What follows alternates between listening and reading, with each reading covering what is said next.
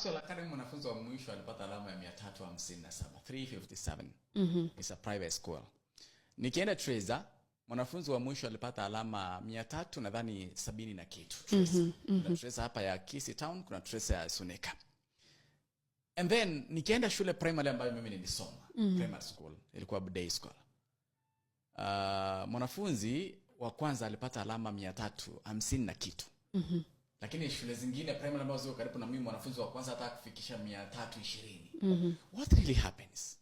Mwanafunzi wa mwisho private school ndio mwanafunzi wa kwanza hata hajafika hata hiyo alama haijafika katika primary school. Nini ambayo iko private school yenye haipo katika primary schools? Nimekuambia pale awali kwamba facilities za public schools, come on, they are worse than facilities za private schools. Walimu ambao wako public schools, remember private schools they can hire as many teachers as they want.